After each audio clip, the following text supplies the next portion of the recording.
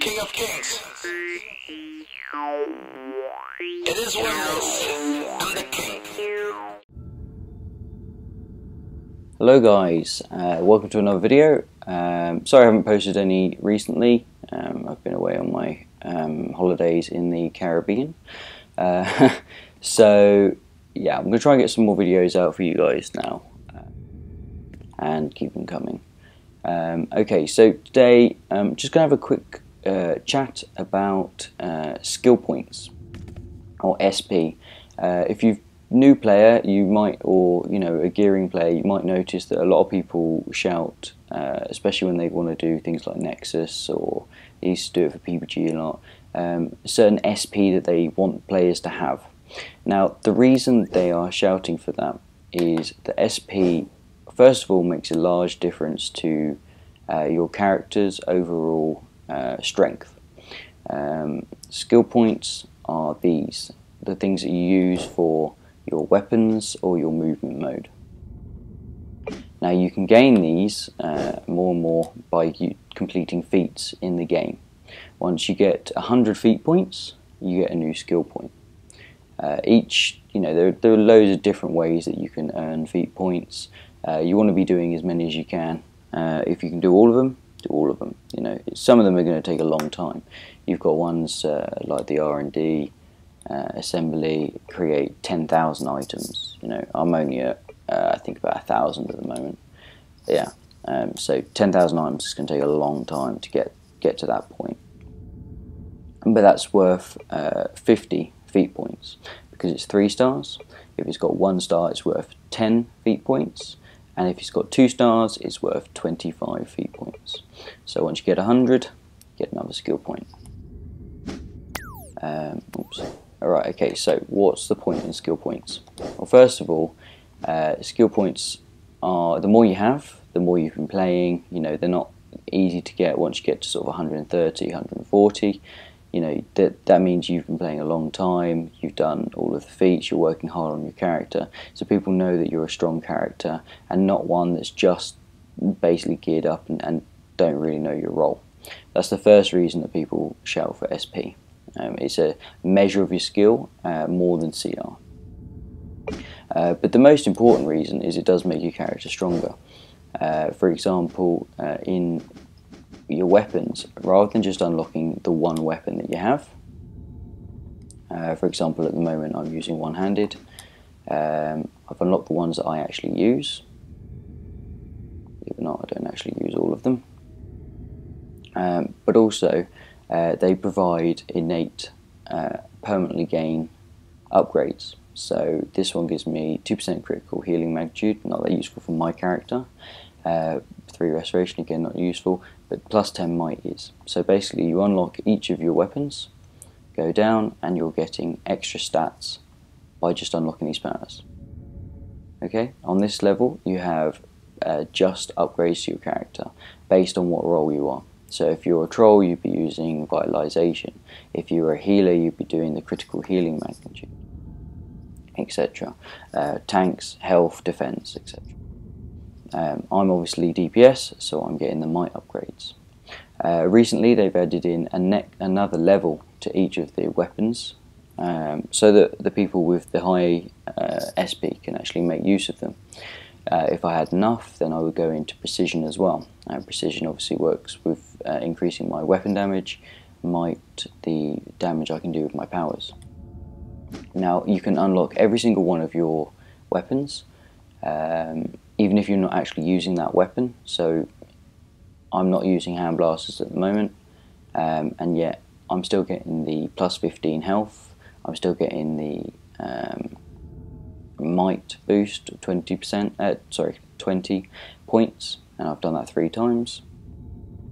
So unlocking each and every single one, you're going to be getting all of these permanently gains regardless of the fact whether you've actually using the weapon at the time. Okay, so that's why it's useful.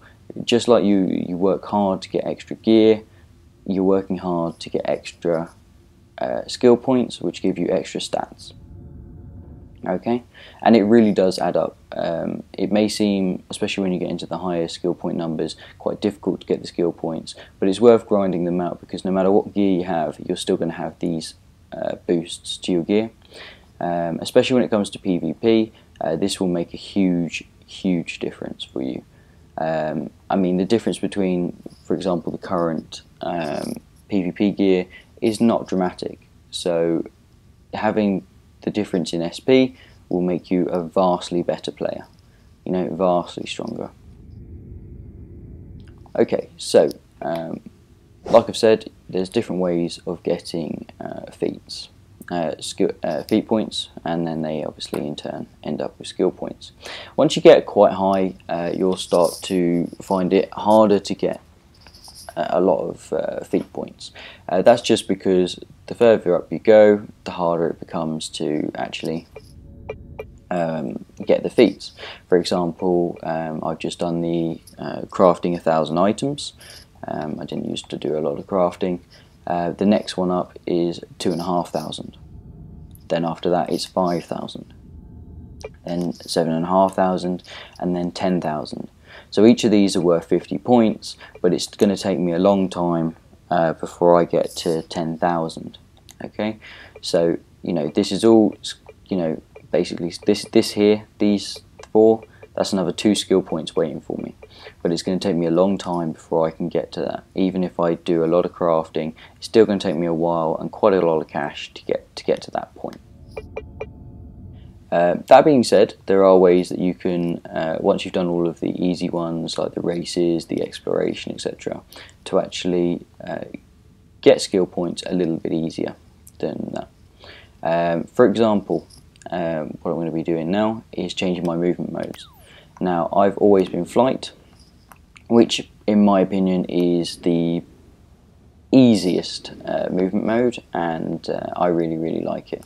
It suits my character, looks clean, you know, yeah, it's just a nice movement mode. I'm going to be changing to super speed. If you've used super speed, it can be very good, especially in PvP. It can also be very frustrating when running down tunnels, but I've never used it on this toon. So as you can see, if I go into my deeds here,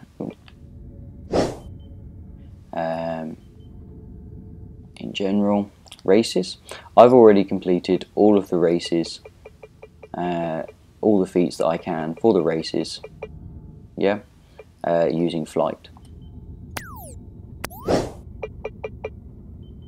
Okay, so I've bought a movement mode respec token. I'm going to be changing to super speed. Okay, so as you can see, now I'm super speed. Okay, and if we go back into our deeds, feats, and general races, you can see that I've now got a whole load of new feats to accomplish. And now this is worth what?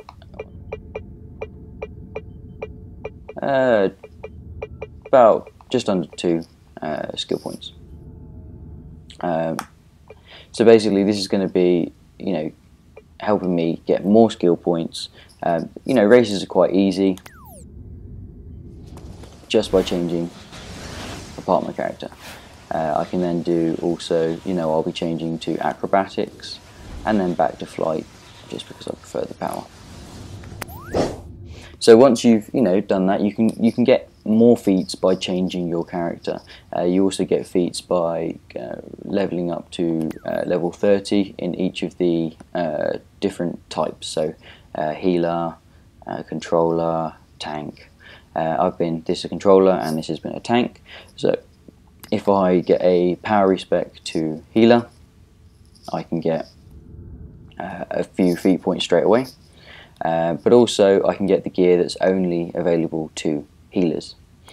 Tier 3 iconic armor, which are worth 50 feat points each. They are locked to the type of player you are. So I can get controller, I can get DPS, and I can.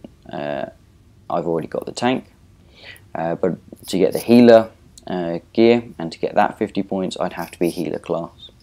So changing your character is the only way to get really high numbers in your SP, but also it allows you to get quite easy SP. If you've already got quite high, you're kind of stuck, you can always change your movement mode and do the races again to get a few more SP.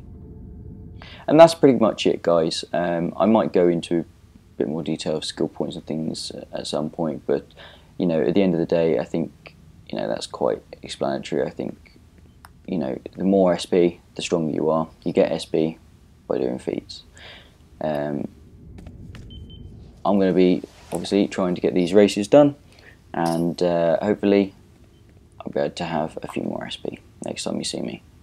Okay guys, I hope that was useful and I didn't ramble on too much, and I'll see you later.